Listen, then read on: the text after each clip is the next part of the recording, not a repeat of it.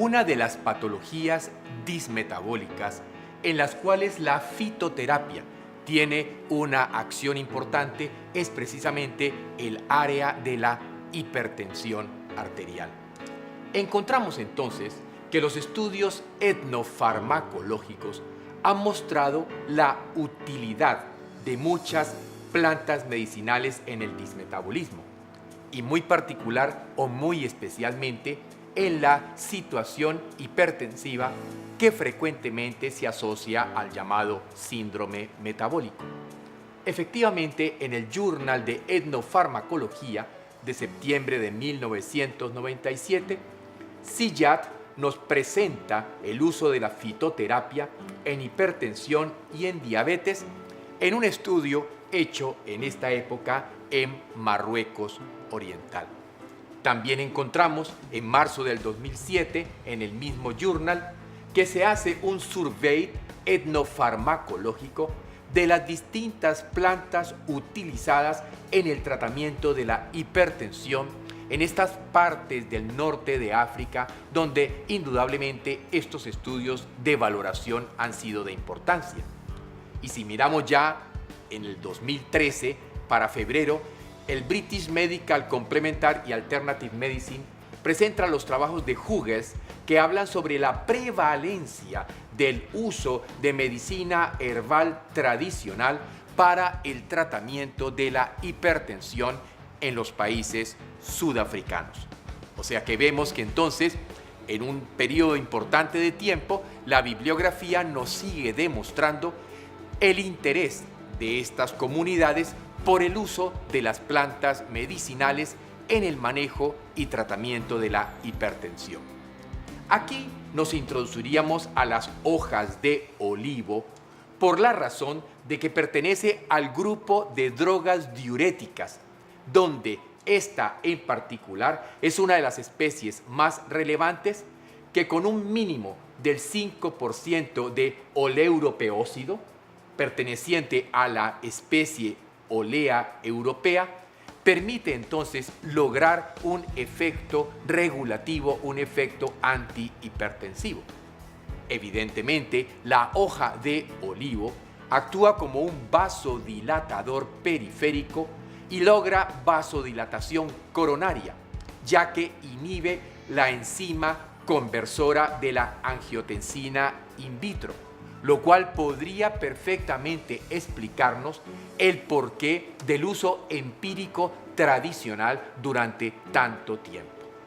Por otra parte, el olivo opera también como un hipoglicemiante y como un hipocolesteromiante, con lo cual encontraríamos esta publicación de febrero del 2003 que habla entonces del uso antihipertensivo y antiesclerótico que tendría además con su actividad oxidante el empleo de la hoja del olivo para el tratamiento de estas situaciones, de estas molestias que se presentan durante el dismetabolismo. Lo importante es entender que además el olivo ha sido reconocido por mucho tiempo como un diurético y por tanto está indicada en el tratamiento de la hipertensión, la arteriosclerosis y la diabetes tipo 2, siendo por eso un elemento de tipo fitoterapéutico que puede complementar los tratamientos tradicionales o los tratamientos alopáticos que se realicen. Un estudio clínico con 1,6 gramos por día durante 90 días mostró una reducción de la tensión arterial hasta valores normales en el grupo que recibió el tratamiento. Por otra parte, el extracto hidroalcohólico sirvió para el control de la presión arterial en animales, ya que hacía un bloqueo a nivel de los canales de calcio. Esto fue publicado en el International Journal de Alimentación y Ciencia de la Nutrición en diciembre del 2005 por Gilani, hablándonos entonces de cómo evidentemente se bajaba la presión arterial en el estudio hecho en animales a través específicamente del bloqueo a nivel de los canales de calcio. La hoja de olivo se puede utilizar en infusión. 30 a 80 gramos de hoja fresca en 1 litro de agua, se deja infundir durante 10 minutos y se beben 3 o más tazas al día, generalmente consumida antes de las comidas, y así se puede realizar por el tiempo que sea necesario. También se puede emplear el extracto fluido, cuya dosis promedio será 1,6 gramos al día, o las cápsulas de polvo criomolido de hojas de olivo, que eso sí deben tener un mínimo de 3% del oleuropeóxido y que se tomará de 1 a 2 cápsulas 3 veces al día para lograr de esta manera entonces el efecto antihipertensivo. Sí es importante tener en cuenta una precaución: no utilizar en los casos de que el paciente tenga litiasis biliar, puesto que deberíamos tener en cuenta el efecto que podría lograr en este tipo de desencadenar alguna reacción aguda. Hablemos ahora del té de java, que se trata de otra droga diurética relevante. El té de java corresponde al ortosifón. Evidentemente, la especie Orthosiphon staminaeus Vent sería la planta que específicamente vamos a utilizar principalmente por su acción diurética en hipertensión. El té de java contiene sales minerales, un 12%, y un alto contenido de sales potásicas. Y para todos nosotros es perfectamente claro el importante papel que juega el potasio en la hipertensión arterial. De la misma manera, tiene flavonas lipofílicas en una concentración de un 0,2%, además de otros flavonoides.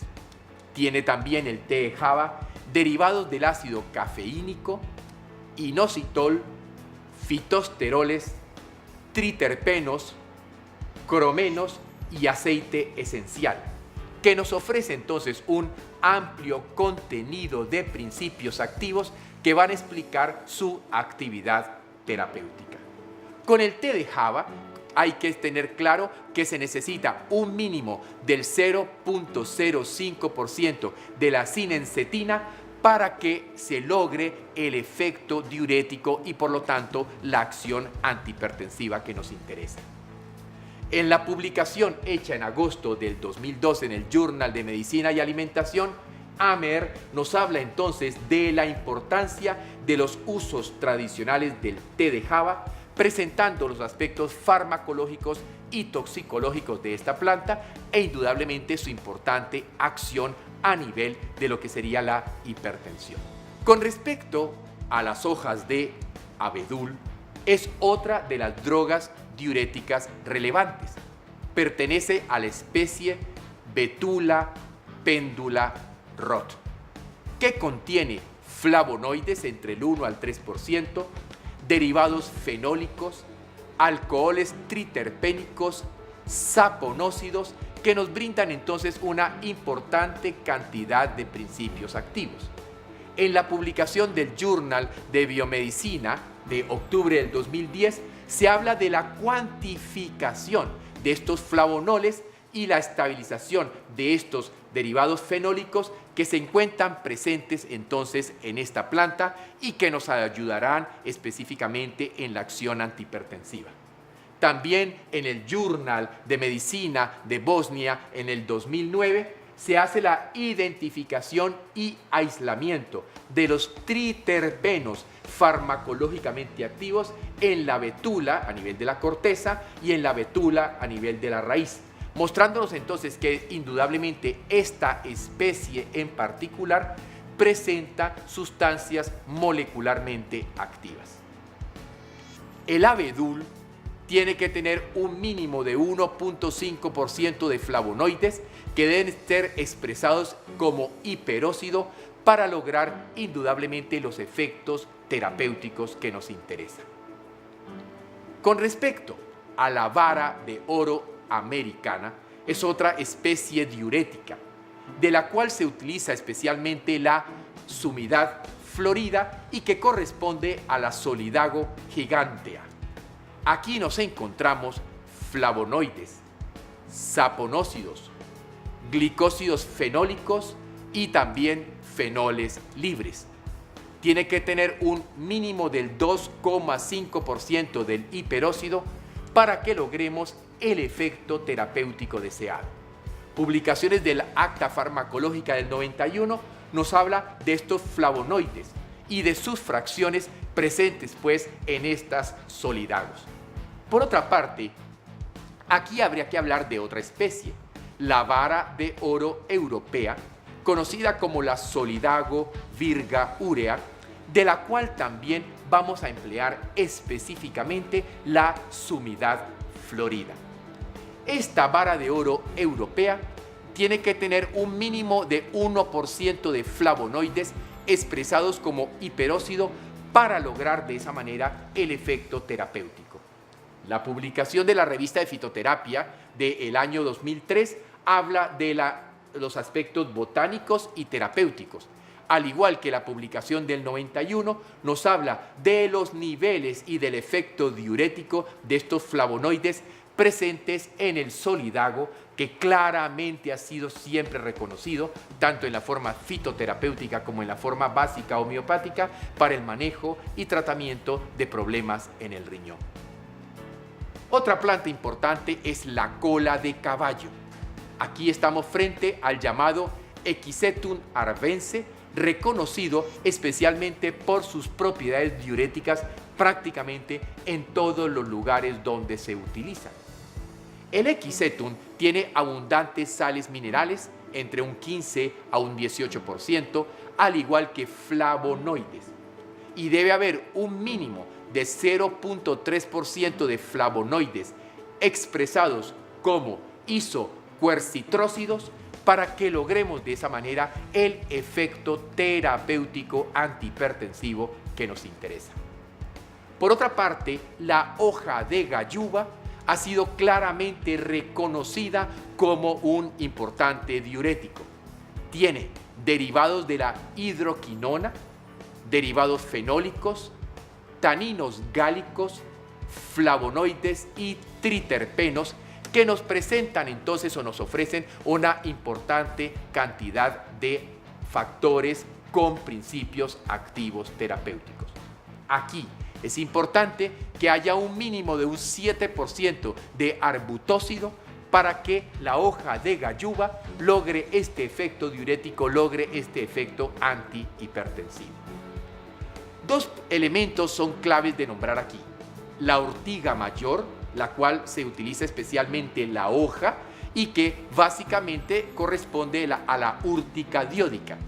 Igualmente, otra especie importante sería la ortiga menor, que correspondería a la Urtica urens.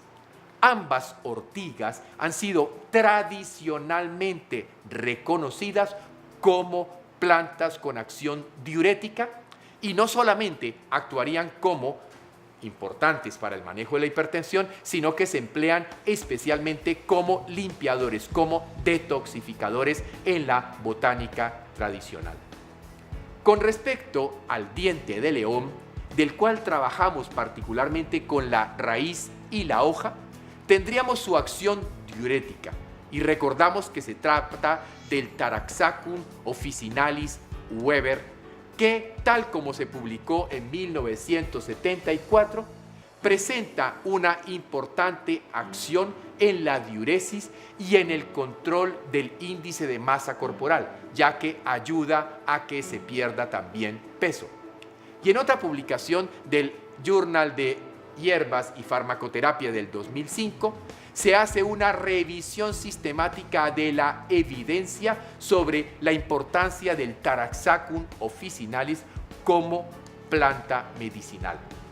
Y de la misma manera, en el Journal de Medicina Alternativa y Complementaria de agosto del 2009, Claire nos habla del efecto diurético probado en humanos del uso del extracto del Taraxacum officinalis, lo cual entonces explicaría de manera muy especial por qué podemos utilizarlo en la hipertensión. Otras especies diuréticas importantes de nombrar serían los estigmas del maíz, o sea, la especie Sea maíz, los cuales también empíricamente desde la época tradicional americana han sido utilizados por el efecto diurético. En 1992, el Journal de Etnofarmacología presenta los estudios del efecto diurético de distintas plantas, dentro de las cuales incluía los estigmas del sea maíz, o sea, de la planta del maíz. Con respecto a algunas especies diuréticas que tienen potencial tóxico, vale la pena hablar del muérdago. Por tanto, aquí, aunque esta planta es muy importante, sobre todo en lo que ha sido el tratamiento o el manejo especialmente del cáncer, el efecto diurético y antihipertensivo del muérdago ha sido reconocido por mucho tiempo, pero no lo podemos utilizar en la forma fitoterapéutica. Hay que utilizarlo en la forma homeopática. De la misma manera ocurriría con la Vinca minor, de la Vinca minor L, que también se emplearía en forma homeopática y no en forma fitoterapéutica. Y finalmente hablaríamos del rhododendron, de cual se trabaja con hojas, flores y agallas, que corresponde al Rhododendron ferrugineum, del cual también es su forma homeopática y no su forma fitoterapéutica la que se utiliza para evitar particularmente el potencial toxicológico. Nos queda entonces claro que la fitoterapia, en el caso de la hipertensión arterial, nos ofrece una serie de plantas que fundamentalmente actúan como coadyuvantes en los tratamientos tradicionales por mejorar o por lograr el efecto diurético, y que por consiguiente podrían ser muy buenos medicamentos para el inicio de la hipertensión arterial, donde entonces los cambios en generar la situación dismetabólica a través de dieta, ejercicio, control mental, homotoxicología, fitoterapia, etcétera, podrían permitirnos lograr revertir la tendencia hipertensiva que muchos pacientes van desarrollando en la medida que se introducen en la patología del dismetabolismo.